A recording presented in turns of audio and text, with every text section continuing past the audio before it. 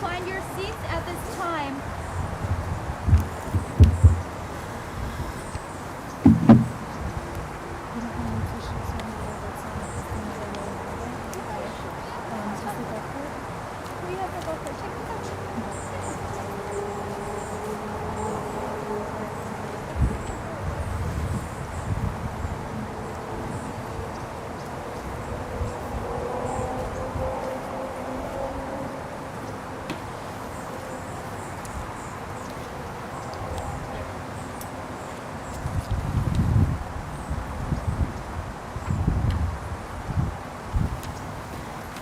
Ladies and gentlemen, family and honored guests in person and via Zoom, I warmly welcome you to Hillside Memorial Park for the service of Alvin Stanley Rosen. For those of us in person, I kindly ask that you shut off your cell phone completely. We will be Zooming services, and it does interfere with signals. Thank you. Officiating today's service is Rabbi Zweibach.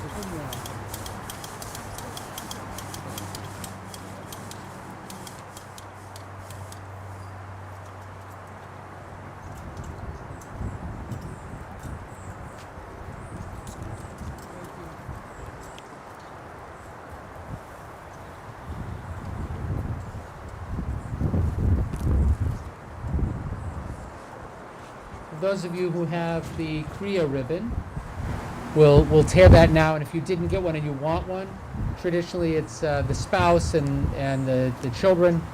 But of course, grandchildren, if you find it meaningful to wear one, you can have one. And Cynthia has some there. And you just, traditionally we tear that, and it represents torn heart. It also shows other people, if they see you with a Kriya ribbon on, they know that you're in mourning. So if you haven't torn it yet, you can just rip it with your fingers. And then you can say these words, or you can help each other. You can say these words after me. Baruch atah Adonai, Eloheinu melech haolam, Dayan ha'emet. Which means, blessed are you, you are the true judge. And part of what we acknowledge at a moment like this is the truth that we are all finite beings. Al was blessed with a beautiful life. He was blessed with a beautiful marriage, blessed with beautiful children and grandchildren. But he experienced in his own life the truth that there is a cost to living. He experienced his own setbacks in his life, spent almost a year of his life in the hospital as a young man, which is, I was talking to some of you yesterday or 2 days ago, I was just thinking about this moment of managing and navigating COVID-19 and thinking about what Al went through, and it's hard to imagine how difficult that must have been. Having to bury a son, and we think about what he went through, what you all went through, what you went through, Lynn, as a mother, but what he went through as a father, and it feels like, I was talking to Glenn, it feels like, I was talking to Bruce, it feels like just yesterday that we were here remembering Glenn, and here we are again. But I know that several years have passed already. And so those words of acknowledging the truth of the loss that we experience and the finitude of our lives is part of what that blessing represents. You all have the service handout, and for those of you joining at home, I'm sorry that you don't have this, but we're going to be reading a psalm on page 11, Psalm 121, Esai and I. It's a psalm about our need right now, especially for comfort and for strength. The psalmist says, when I lift my eyes up, I can find the help that I'm looking for. And it seems to suggest that if we just reach out, if we just open our hearts and open ourselves to one another, we will find support, especially at a difficult moment like this. Esa enai el heharim me'ayin yavo Ezri me'im Adonai oseh shamayim va'aretz. On the next page, I raise my eyes to the mountains. What is the source of my help? My help comes from the eternal, maker of heaven and earth. God will not allow your foot to slip. Your guardian will not slumber. Behold, the guardian of Israel neither slumbers nor sleeps. The eternal is your keeper. God is your shade at your right hand. The sun will not harm you by day, nor the moon by night. God will guard you from all harm. God will protect your being. The eternal will guard you, coming and going from this time forth and forever. In the words of Psalm 23 on the next page, page 13, the image of God as the shepherd who knows where every member of the flock is. And when this one needs to be fed or watered, the shepherd knows. And the shepherd knows that all living creatures ultimately must die. And when that moment comes, the shepherd is there to accompany that person to his final resting place. And from our perspective as Jews, the transition from this world to the next, because this world, our tradition teaches us, is not the end. It's the end of our experience in this world. But there is Olam Haba, there is a world to come. The other image of Psalm 23 that's so comforting is the shepherd's crook that has the hook that's used to pull the animal close and it has the prod that's used to push the animal forward. And we can think of ourselves as members of that flock, loving family and friends, and those who are joining online. There are times when we need to hold each other close and pull each other near, which is so difficult right now, especially as we try to do that in a way that can keep one another safe. But before too long, we'll be able to do that fully. And then there are also times we need to push each other forward, to reach out and say it's time to take that first step back into the world. It's not easy, but it's what Al would want, and it's what life demands. Psalm 23. מזמור לדוד, אדוני רואי לא אחסר, בנודה שירביצני, על מי מנוחות ינהלני, נפשי שובב, ינחני במעגלי צדק למען שמו, גם כי ילך בגיא צל מוות לא אירא רע, כי אתה עמדי שבטך, ומשענתך המה ינחמוני. תערוך לפניי שולחן נגד צורריי, תשענת בשמן ראשי כוסי רוויה, אך טוב וחסד ירדפוני כל ימי חיי, ושבתי בבית אדוני לאורך ימים. On page 14, those who are gathered here, please join with me. And if you know this psalm, please join with us from home. Adonai is my shepherd, I shall not want. God makes me lie down in green pastures, leads me beside still waters, and restores my soul. You lead me in right paths for the sake of your name. Even when I walk in the valley of the shadow of death, I shall fear no evil, for you are with me. Your rod and your staff, they comfort me. You've set a table before me in the presence of my enemies. You've anointed my head with oil, my cup overflows. Surely goodness and mercy shall follow me all the days of my life, and I shall dwell in the house of God forever. We're going to have the opportunity to hear remembrances of Al's life, some of the qualities that made him such a spectacular spouse, and such a wonderful and loving father and grandfather and friend. He was a mentor to many, and I know there are people joining who have experienced the gift of that mentorship. When I was talking to the family the other day, they shared with me just how much joy he got out of sharing what he knew about life, about finance, about relationships, and it allowed him to remain close to people that he cared about. And so we'll hear some of those stories. First to speak is his beloved spouse, Lynn, and hearing the story of your engagement. It wasn't a very long engagement.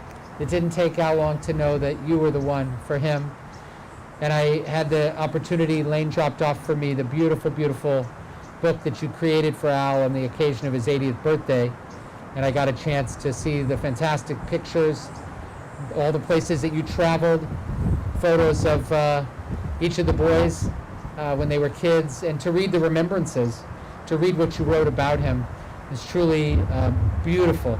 And Lane was saying that there's plans to add more, including some of the words that you might share today.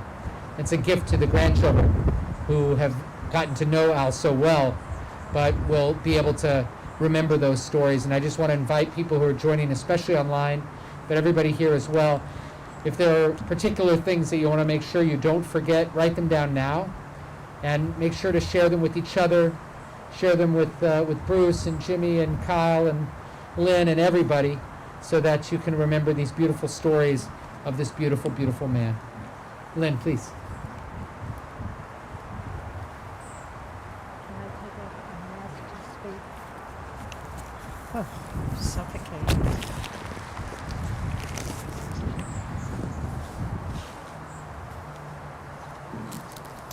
How do you begin to talk about someone that you have loved and shared a life with for 62 years and 5 months? Where does one start? I guess at the very beginning. I can still remember the first time I saw Al Rosen. He was a blind date to me, but I was not to him. I decided when I got home from college I would like to meet some new people. I went to the Lido Beach Hotel and got a locker for the summer. It cost $200, and I thought it might be a fun place to hang out. I loved the beach and enjoyed swimming. As the story goes, Al was hanging out at home, watching a Dodger game, when a friend called him and said, "Do you want to take a ride to the Lido Beach Hotel today?" With not much to do, he said sure. They were wandering around the club, and he saw me from a distance. I was talking to a group of people. It was my very first day there, so I was anxious to meet some of the other young people. He asked his friend if he knew who I was. Yes, he said, she lives in my hometown of Rockville Center. Her name is Lynn Strongwater. When Al got home, he opened the phone book and called. I was not home, and he called again. I had not yet returned. When I got home, my mom's friend who had answered the phone said, "A guy called you twice. Lynn, here is his number." I looked at it and said, "I don't know who this is," so was going to ignore it. She said, "That is not nice, Lynn. Just have the courtesy to call him back." I knew she was right, so I called him. Of course, the voice at the other end charmed me within the hour. It charmed me, and within the hour, I heard the doorbell ring. I went to the door, and I was greeted by this smiling, handsome guy. Blondish hair, blue eyes, a good build. Most importantly, I looked down and I saw his beautiful hands. I would not date anyone that had short, stubby fingers. It was a good beginning. He came into the house and we started to talk. We all know what a great conversationalist he was. He kept asking me questions. That was always and has been his forte. I tried to squeeze in a few of my own. We went to the Brandt's candy store to get an ice cream. On the way over, there was a car that had a flat tire. The driver was standing by the side of the car. Al stopped and asked, "Do you need any help?" I said to myself, that was a very nice gesture. After many hours, we called it a day. He did not try to kiss me goodnight. He called the next day and asked me out for that night. I don't quite remember what we did. I know we went somewhere because when we got home and he was walking me to the door, I was thinking about kissing him. To my great surprise, he did not attempt to kiss me again. He returned the next afternoon after work and was hanging out at our home. I realized I had made plans with another guy and was expecting him at 7-ish. I explained to Al that I had made these plans and did not know how to cancel, so I would be leaving the house for the night. I assumed he would leave as well, but no, somehow he wrangled an invite from my mom to have dinner with them and my brother Bruce. Dinner at our home was with fresh tablecloths every night and our longtime housekeeper serving us on silver platters. It was really the only time of the day we were all together, so my mom made dinner a nice family time. I asked him to please not come to the door when my date arrived. The bell rang, and Al, in forward fast motion, opened the front door, put out his hand, and introduced himself to my date, no doubt checking him over. I was truly in a quandary. Who is this guy? He stayed and had dinner with my family, and in short order, my mom was liking him a lot. My father was not commenting. We know how dads protect their daughters. We dated for another week, not sure if it was every night or every other night, but he was around a lot. He called me at work one day and said, "Come home now. Let's go play tennis." How could I turn that down?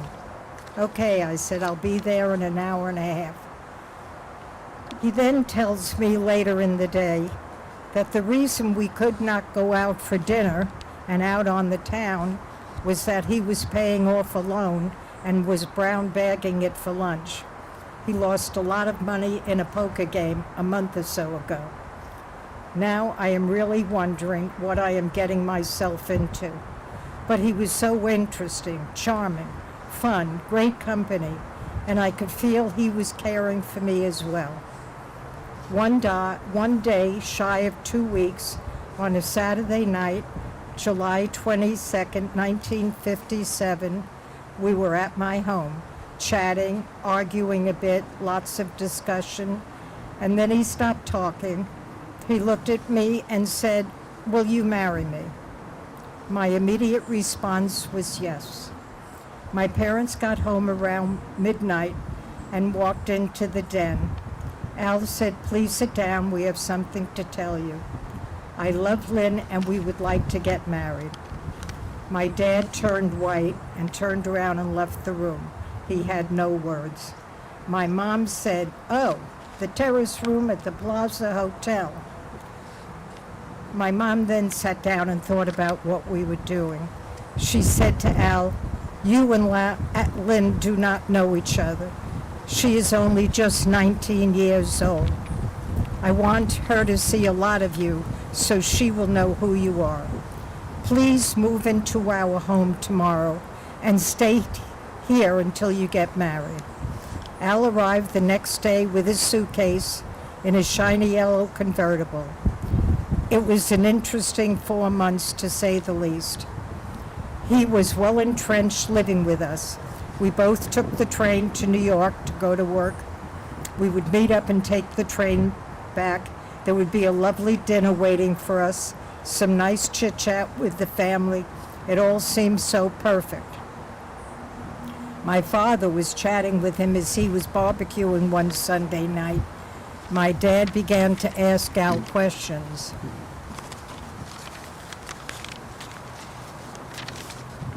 "So, Al, do you have a savings account?" Al replied, "I don't believe in savings account. I think I should use whatever funds I have to increase my net worth." By the way, his net worth was minus $3,000. He was paying off a debt. He was set up in a poker game and got hustled. "What's your thought on life insurance?" Al's response was, "I have not addressed that issue." They were from different generations and had to meet in the middle.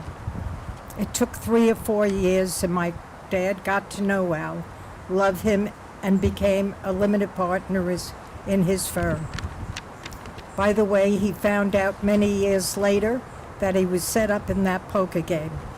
That the guy that did it to him was a good friend and usher at our wedding. When I met this good friend, prior to finding out, I told Al I don't like him. From then on, Al trusted my judgment on other people. Al encouraged me to take the class to become a broker so I would understand his work and we could discuss issues. I went into a classroom after work with 50 men and me. After the class, I went up to the teacher, who was from Merrill Lynch. I said to him, "You see that guy outside waiting for me?" I said, "I am engaged to him. He wants me to understand his work and can discuss issues going forward."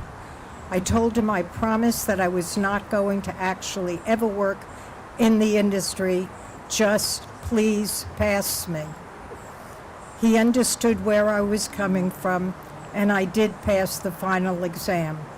I will never know if I really passed or he was just a good man.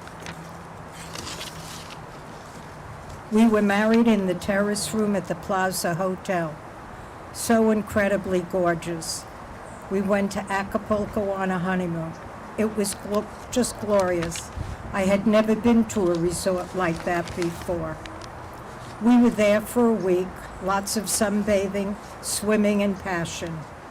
One of the other guests asked Al if he wanted to play a little two-handed gin. I was somewhere else, and so Al sat down and played. He came back to the room and said in a low voice, "We have to leave tomorrow." I said, "But we have another 3 days to spend here." He said, "I got into a gin game and lost $300. We have to leave tomorrow." My first thought was that I married a gambler, a bum, and I was going to regret my decision.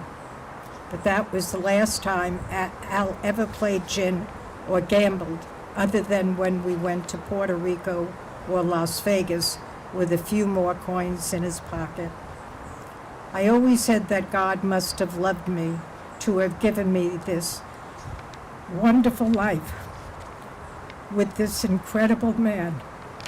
In all the 62 years, there was never a boring moment. How could there be, with Al's depth of knowledge, brilliance, and constant questions? He did not like to make plans in advance. That's not to say his feathers wouldn't ever get ruffled, but I seemed to have the right nature to make it all okay. I will miss him dearly every day for the rest of my life. That is the beginning story about Al Rosen with me. Others can tell you more. By the way, Jared, I want to thank you for the Al Rosen book. You have no idea how much I am cherishing it. It was a great expression of your love for him, for the time and effort you put into it. I know each family will be able to keep his memory alive. It will be passed down to other generations. I thank all of you for participating in that project. It captured his life of 80 years. I would like to thank Dr. Mark Hyman and Dr. Olche. I am grateful beyond belief for your care of him and your support to me. Vicki and Lane, there are no words. I love you and I thank you. Thank you. Bruce?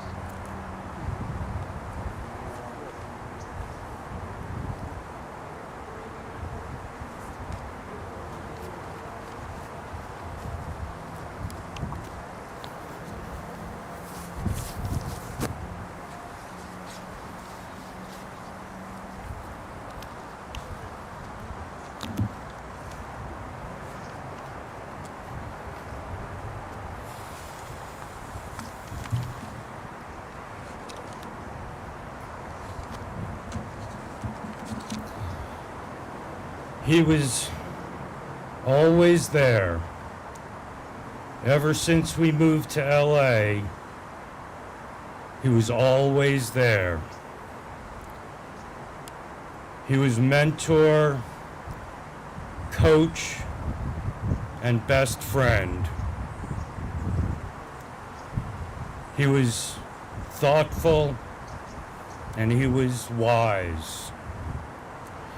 He was always fair and almost always right. He will always guide me. What would Dad have done? What would Dad have said? He will always be my guiding light. It was a special gift to have had the last 10 years with him. My kids were moving on and he was still strong and crazy sharp. Lunches at Langer's and Factor's Deli and the tennis club, watching Dodger games, going to UCLA baseball games, and talking almost every single day. The market, politics, sports, history. He loved history. He read voraciously about great historic events and historic figures. And he got an amazing ride through history himself. He was fascinated and delighted by the dramatic changes in society that he got to see.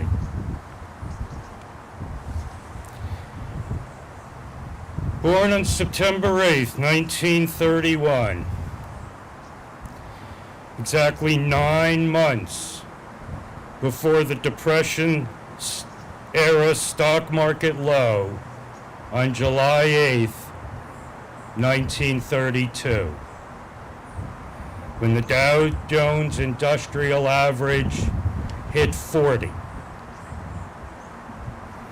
I always wondered if he somehow sensed that buying opportunity as an infant. Maybe his first words were, "Buy, buy." And Mary probably said, "How cute. Alvin's talking. He said bye-bye." Just a thought, but what a ride. The world is a better place today because of my dad. And our entire family was incredibly blessed by him and the fantastic journey he took us on. Rest in peace, Dad. I love you.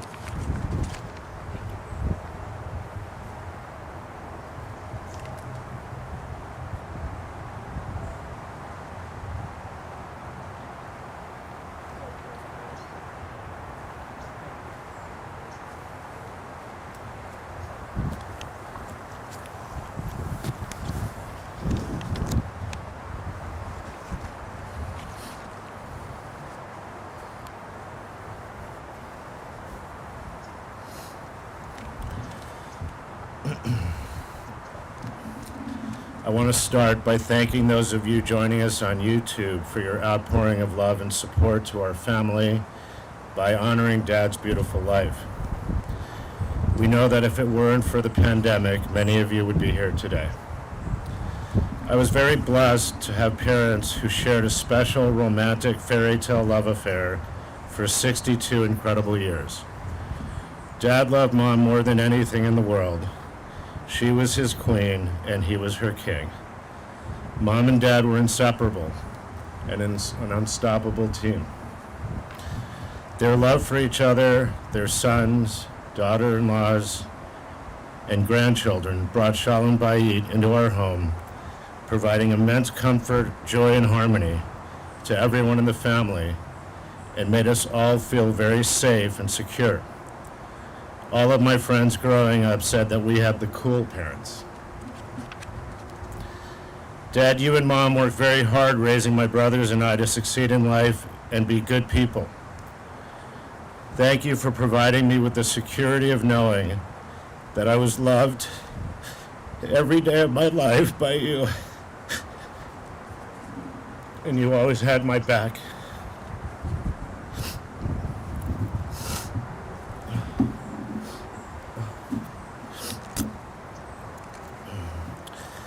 One of my two fondest childhood memories was when I was 9 years old.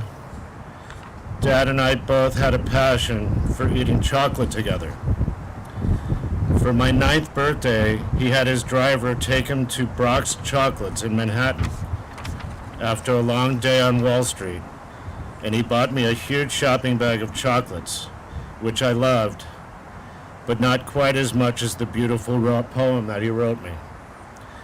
Dad wrote me poems on most of my birthdays my entire life and to this day. I read his poem over and over on my birthday before I fell asleep until I memorized it. I frequently recited to myself to preserve and relive this cherished memory.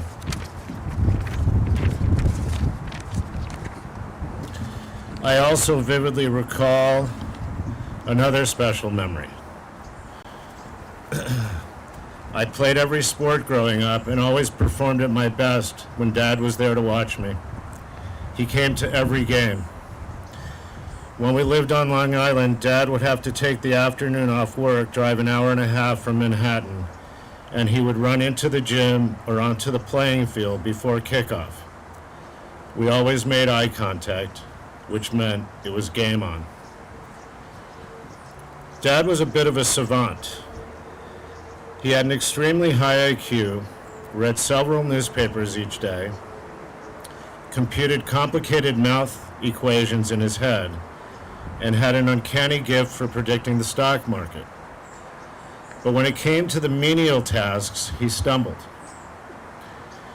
He was incapable of smearing cream cheese on a bagel, and changing a light bulb was far beyond his scope of talents.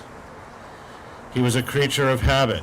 He adored his number 2 pencils and yellow legal pads, and refused to ever own or use a pen.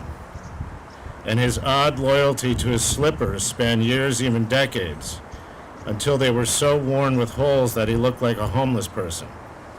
Mom begged him to throw them in the garbage, but he just couldn't part with them. Thank you, Dad, for being my best friend and role model, for inspiring and teaching me to follow in your footsteps and continue your legacy of being kind to others and leaving the world a better place.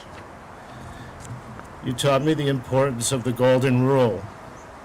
You provided me with an outstanding education. We played sports together. You always gave me great business and fatherly advice. And most importantly, your love was deep and unconditional. Thank you.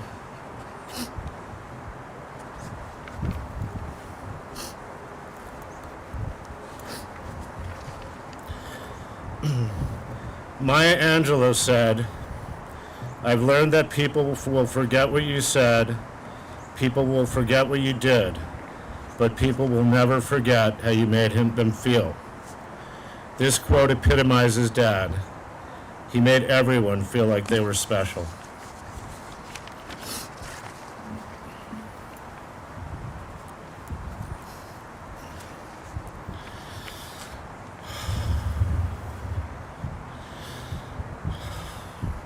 Dad's soul, neshama, has been in transition until he returns to the earth today where he was created. The Torah teaches us that we should all do mitzvot in Dad's honor to elevate his soul to the greatest peaks of the afterlife, eternal world, in Olam Haba. Always remember not how Dad passed from this world, but please remember the good and noble life that he lived. May his memory be forever, for a bracha, for a blessing. Let us all say, Amen.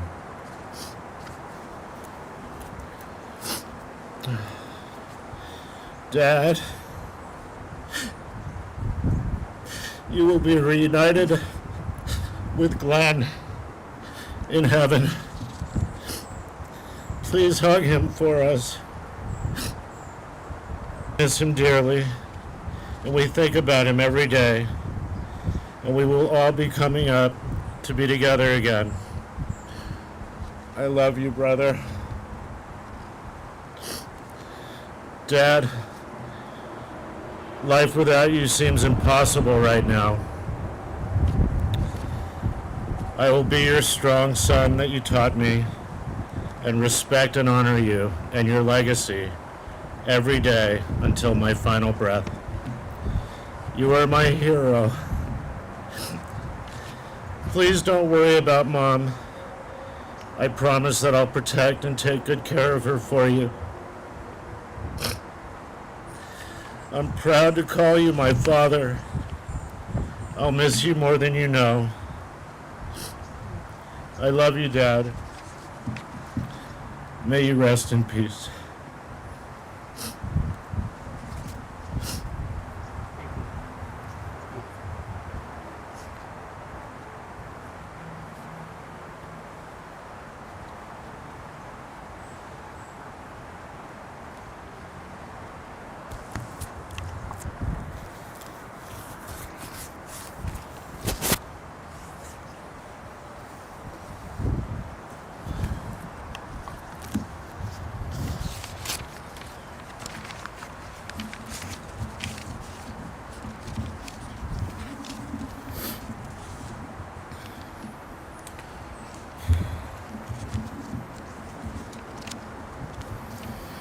Al Rosen was my father, coach, tennis partner, teacher, trading buddy, confidant, and friend.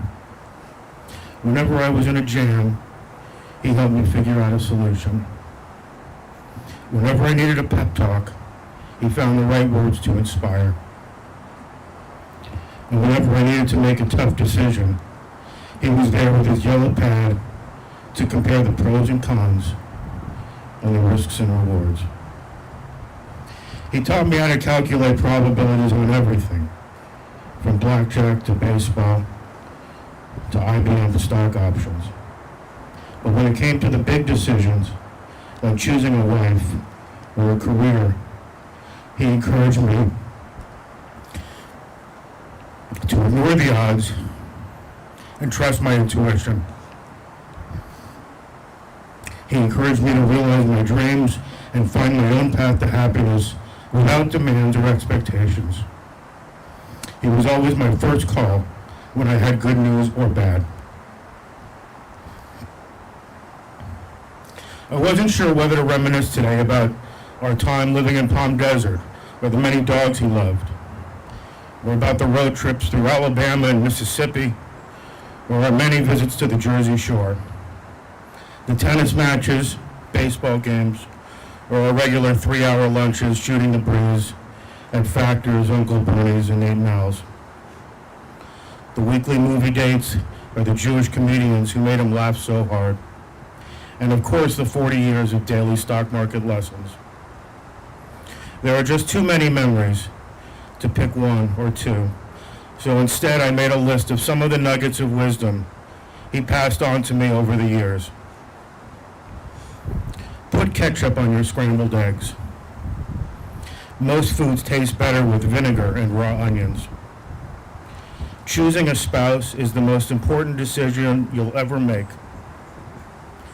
Don't be afraid to call anyone in business, no matter how famous they are. The worst that can happen is they won't answer the phone. Do your homework. Don't play someone else's game. The trend is your friend. Take quick losses, but let your profits run. Don't fight the tape. Pay the $2, which means don't cheap out on important matters. Errors in judgment are forgivable, as long as you learn from your mistakes. Have a plan and stick to it.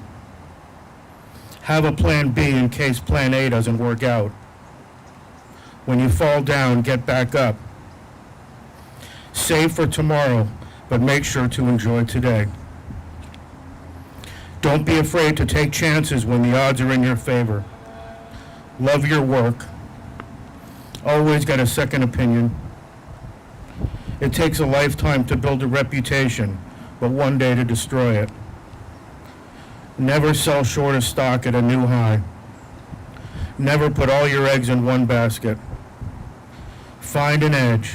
If you don't know what your edge is, you don't have one. If you aren't happy, create the life you want. Ask questions. Remain humble. Stay curious. Masking tape can fix anything. Compound your money. Be your own boss. And his favorite proverb, who's a Japanese proverb, he used to say all the time, the nail that sticks out gets hammered down. I'll leave you with a few tidbits. He's the only person I ever met who could wiggle his ears on command. He wasn't much of a handyman.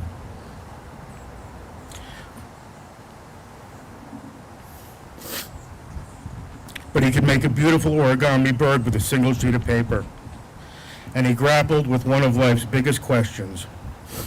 When making a sandwich, do you spread the mustard on the bread or the meat?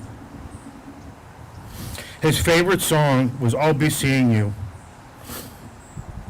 a hit tune from 1938.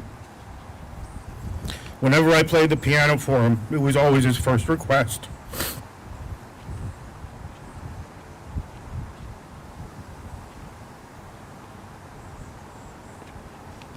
So instead of saying goodbye,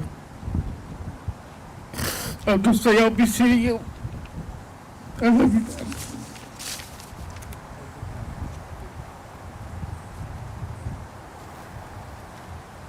We'll hear from some of Al's grandchildren, Hadley, Alex, Paris, and Lucy.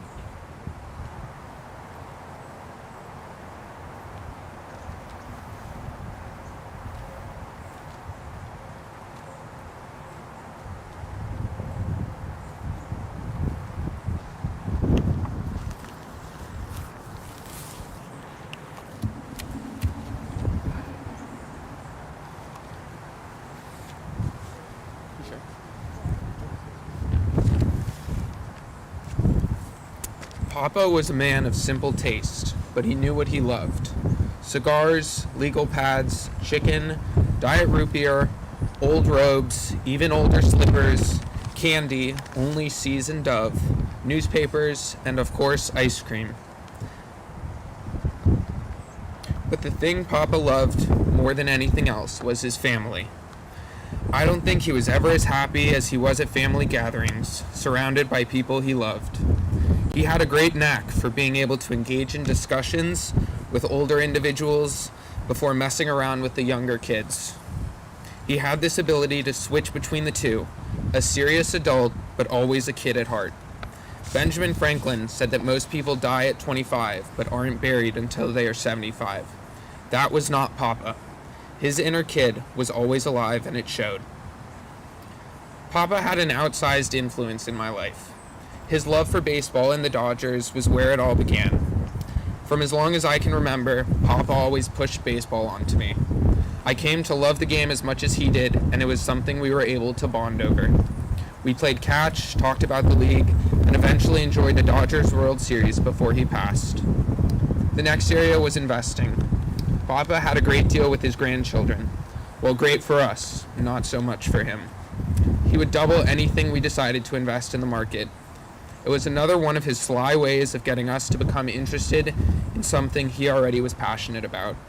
And boy, did it work. I always wonder if he ever factored this deal into his gift giving. Each birthday or Hanukkah, Grandma would pass out envelopes, and nearly as soon as the envelope was in my hand, I'd waddle over to Papa to cash in on the deal. I'd hand him the envelope and the transaction would be over. Forfeit nothing and get double the money. Where can I sign up? That eventually led to an interest in investing and has proved to be a lasting gift, one that I will have for the rest of my life. But the gift of his I will most cherish were the conversations we shared later in life. As everyone here can attest, Papa was a brilliant man, one who was never devoid of questions to ask or answers to give. His intellectual curiosity was a hallmark of who he was, and it is something I aspire to emulate. Whether it was 20th century spies, Jewish baseball players, or famous scientists, Papa knew a lot about a lot. It is the thing I will miss most about him, picking his brain and always learning something new. I will miss Papa more than I can express, but I am glad to have had the time that I did have. He was a great man and one who holds a very special place in my life. The person I am today is in large part thanks to him. I will miss texting him. Yes, we did text, and he was getting quite good, and learning from him. He was a great grandfather, and I will really miss him. I love him a lot. Thank you.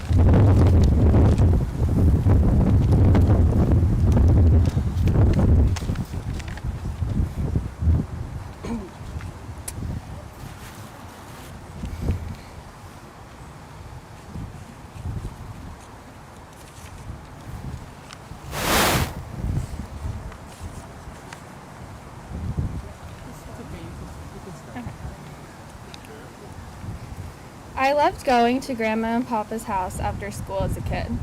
I would zip through my homework, and after I was done, it was nonstop fun. I could go swimming, or eat endless amounts of Papa's Haagen-Dazs ice cream, or go through Grammy's jewelry collection. Take your mask off, Grandpa. One afternoon, when I was over after school, I was working on math homework. Papa came out of his office and walked past me on his way to grab a soda from the fridge. He saw me doing math, and so naturally, he sat down next to me, asked to see my paper, and before I knew it, he had done every problem on the page. Once he was done, I tried to stuff the piece of paper in my backpack, thinking that I would just copy his work when I got home and turn it in, leaving me free to go run around Grandma and Papa's house. But Papa had another idea. He went through the problems with me, and every time I would get a question right, he gave me one of his signature pieces of Dove chocolate. This is one of the fondest memories I have of him, not because I was spending the afternoon at Grandma and Papa's house, or because of all the chocolate he gave me, and certainly not because of the math, but because he stopped and took the time to sit down and help me when he was just running to the kitchen to grab a soda from the fridge. If you ask people what Al's defining trait was, most would say his ability to ask questions. He could pick up a conversation with anyone he came across because he had a strong desire to learn from anyone he could. I think that will be one of the defining traits by which I remember my grandfather, his intelligence. Once, when I was a young girl, he asked me if I had to choose between the gifts of intelligence, athleticism, and beauty, which I would choose. And I remember thinking to myself, I would want to be like him, and so I chose intelligence. Grandparents play a funny role in life. They play such a big role in your childhood, but unfortunately, we typically don't get to keep them with us for very long in life. But we still remember them, what they were like, the things they thought were important in life, the lessons they taught us. And after enough time passes, our memory of that person all becomes centered around the one core thing that made them who they were. And we try to carry a piece of that around with us wherever we go. We try to live by that guiding principle that our grandparent left us with.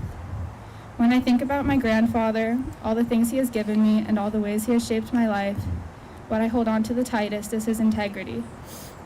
The greatest thing he gave me was his example, his words backed up by his actions. He set for me and for many others an example of how to live life with dignity and righteousness, and by the end of it, he had all to show for where that will get you. When I think of what love looks like, I think of my grandfather and grandmother.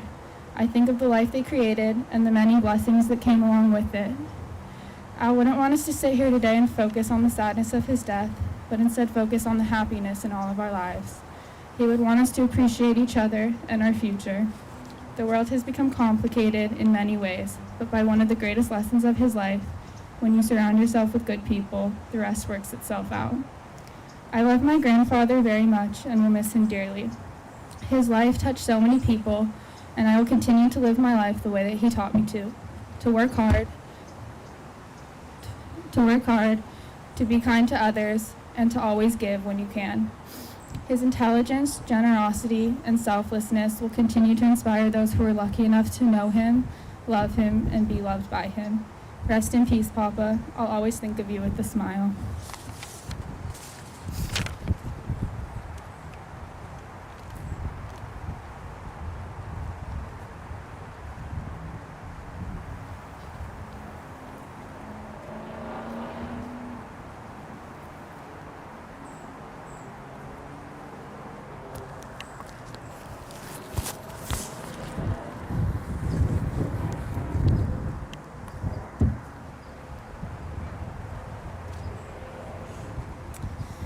As many here have mentioned today, my memories of Papa start with food. Okay. Just get a little closer. Thank you. Okay. As many have mentioned today, my memories of Papa start with food. I remember he always had Dove chocolates with him, and he got me hooked on pistachio nuts at a very young age. Some people were worried I would choke on them, but I was very proud of how he taught me to open them, eat the nut, and put the shells aside. I also remember how much he always loved his root beer. Papa was always asking questions, and I thought it was interesting that an adult would ask us questions.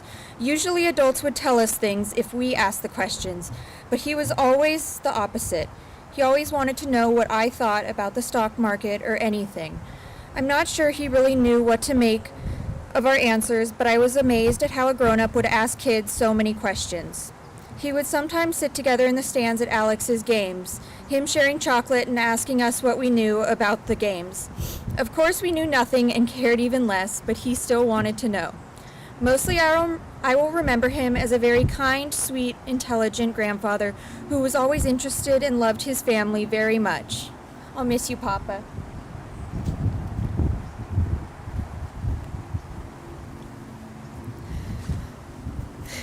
Papa was a lot of things. He was a father, a husband, a grandfather, a friend, a mentor, so on.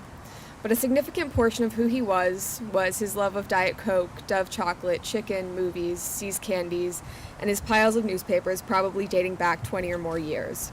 But one of his most defining characteristics was his intelligence. Papa always wanted to learn, whether it was learning about a person or a specific subject. Every time I talked to him, he always asked me questions about myself and my thoughts. Even when I was very young, he valued what I had to say because he wanted to learn from anyone. He also wanted me to learn. He asked me questions about politics, about my thoughts, of how certain things affected my generation versus his, because he knew he also had something to teach. Papa continued his quest to learn until his very last breath. As he aged and could no longer do the physical things he was once able to do, his mind remained sharp as ever. Papa will have his Diet root beer, cigars, and other favorite items buried in his grave with him because those were among the things he loved most in the world. However, more than anything, he loved Grammy, his children, and his grandchildren. Papa lived an amazing life, and he passed exactly as he would have wanted to, in his bathrobe, in bed, with Grammy. Papa will be missed, but he is now at peace, and his legacy will live on through everyone gathered here today.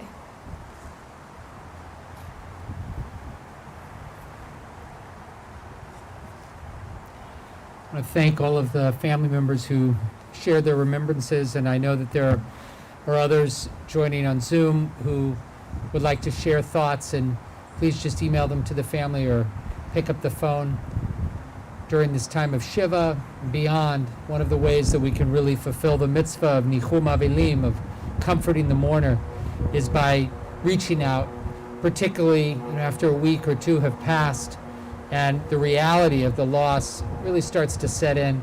Sometimes that's the best time to reach out with a phone call, to share a story about Al.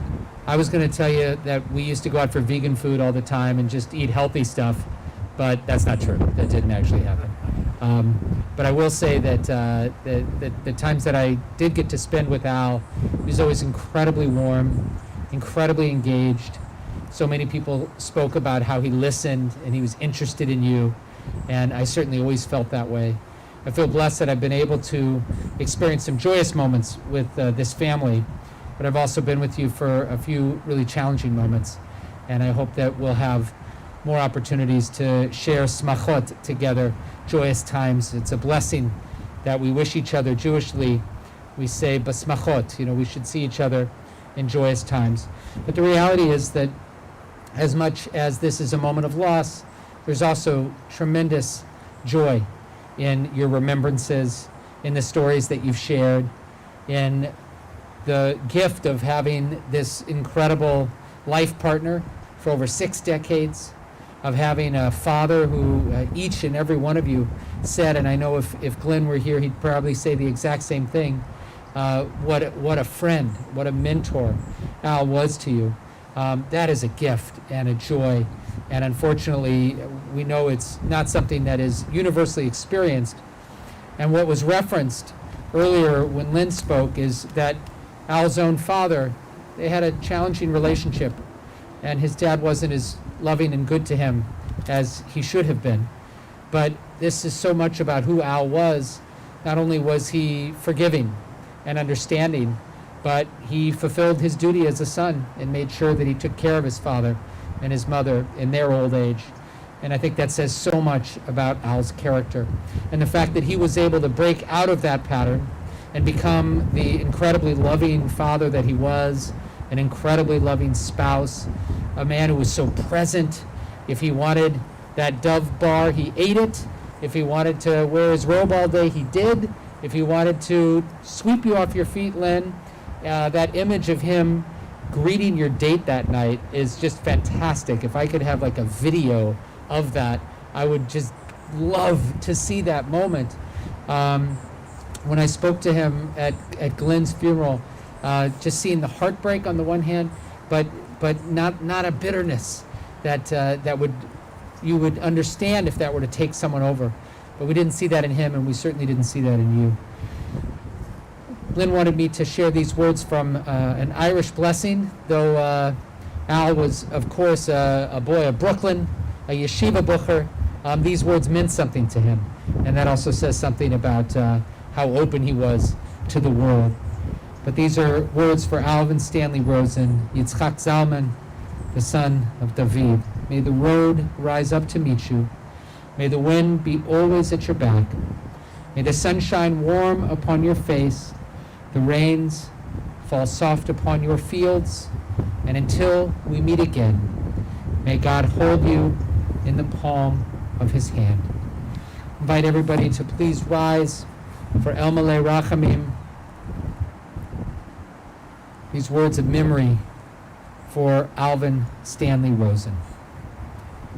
El Malei Rachamim shochen במרומים, אמצי מנוחה נכונה תחת כנפי השכינה, במעלות קדושים ובטהורים, כזוהר הרקיע מזהירים את נשמת יצחק זלמן בן דוד שהלך לעולמו, בגן עדן תהא מנוחתו.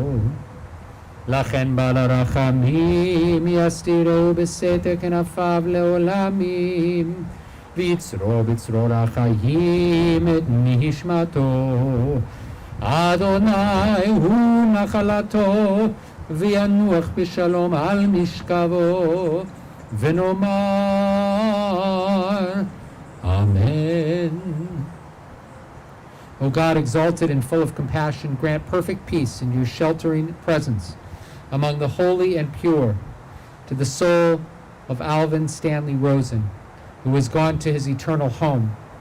Master of mercy, we beseech you, remember all the worthy and righteous deeds that he performed in the land of the living. May his soul be bound up in the bond of life. Adonai is his portion. May he rest in peace. And let us say Amen. The words of Kaddish Atom, the mourner's Kaddish, are found on page 31, and it is a special mitzvah for the children of the deceased to say these words for his sons and for his daughters-in-law. Of course, everybody can join in, and we can but close our eyes and we can bring Glenn into our presence, for he would want to say these words for his father as well. So let us join together in giving praise to God for the gift of life as we honor the memory of Al Rosen. Yitkadal v'yitkadash shemei Rabbah, bi'alma divra chirutei v'yamlich malchutei, b'chayechon u'v'yomechon u'v'chayei d'chol Beit Yisrael, ba'agala u'v'zman kariv v'imru Amen. Yehe shemei Rabbah mevarach le'alam u'lamei almaya. Yitbarach v'yishtabach v'yitpa'ar v'yitromam v'yitnaseh v'yitadar v'yitaleh v'yitalal shemei dekudesha barichu le'ela mikol berchata v'shirata tushbechata v'nechemata tamiran be'alma v'imru Amen. Yehe shlama rabba min shamaya v'chayim aleinu ve'al kol Yisrael v'imru Amen. Oseh shalom b'mromav Hu yaseh shalom aleinu ve'al kol Yisrael v'imru Amen. May the one who makes peace in the high places make peace for us here on earth, for us and all Israel and all humanity. And we say together, Amen.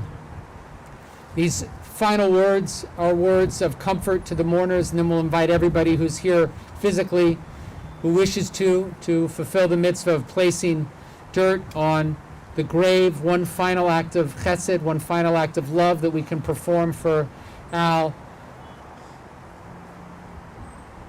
Hamakom yenachem etchem betoch sha'ar avilei Tzion v'Yerushalayim. May God comfort you and all who mourn in Zion and Jerusalem.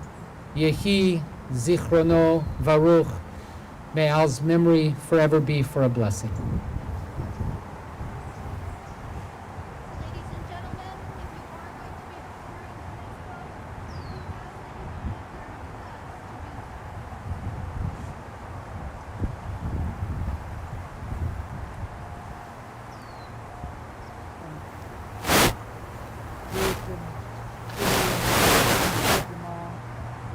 Go first. and then everybody else can go. Yeah.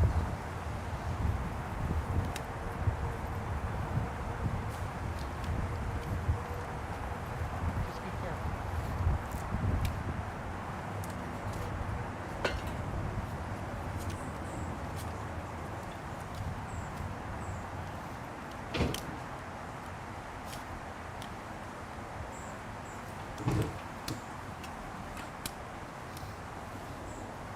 Sorry, guys.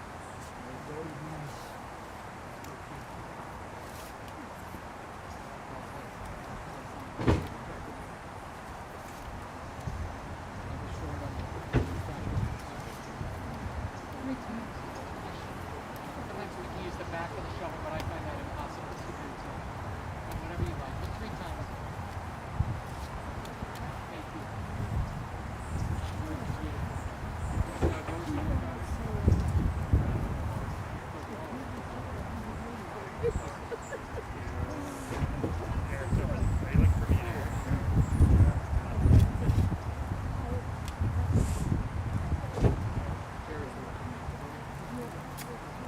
It's beautiful. They lent me a copy, and I got to look through it.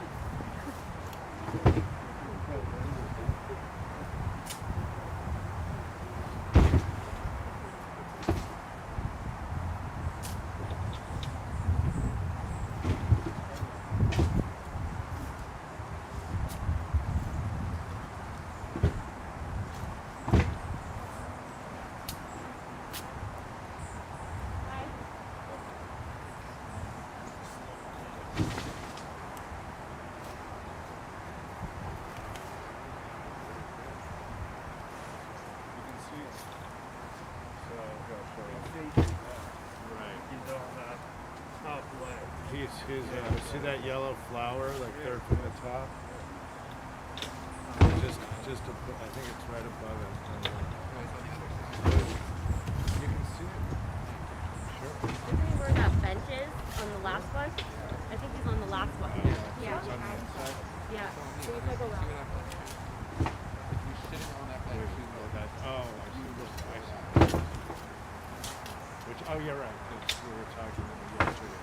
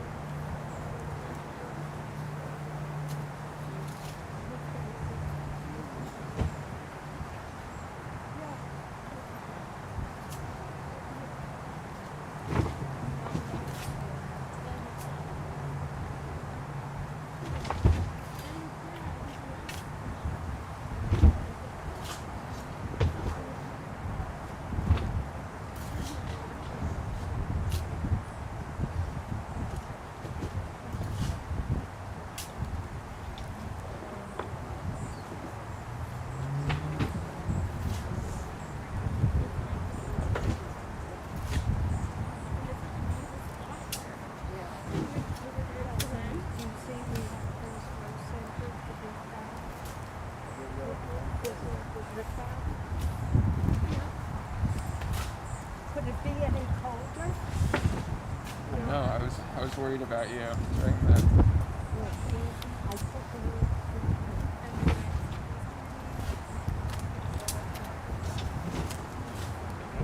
Here you go.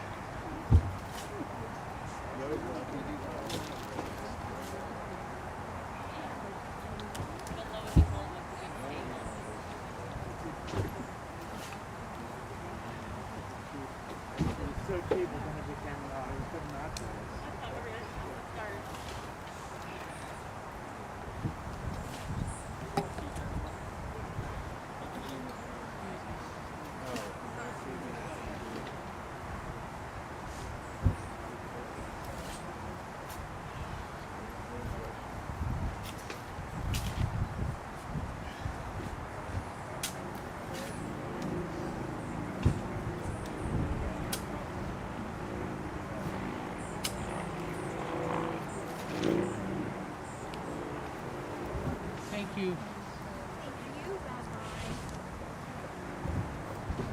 Sorry for your loss. I'm sorry to see you again here for something like this, but maybe someday we'll have a wedding or something. Kyle distracted me. Sorry you guys for your loss. If you ever want to join the talk, email me.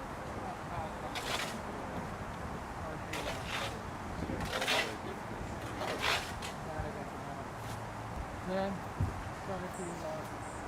Hopefully we'll have a happy Christmas soon. I hope so. Spoke to And you. you got to see the kitties. Sorry that I see you guys again in a few months. That's the only time we see you. Hopefully, we're gonna have a good time. Lane has We'll have a wedding. Lane has to make a gap. You got a bar mitzvah coming up. We'll have a wedding. We'll have a... Thank you. Oh, thank you. She's great. She just headed back to Tulane. She knew her. That's right.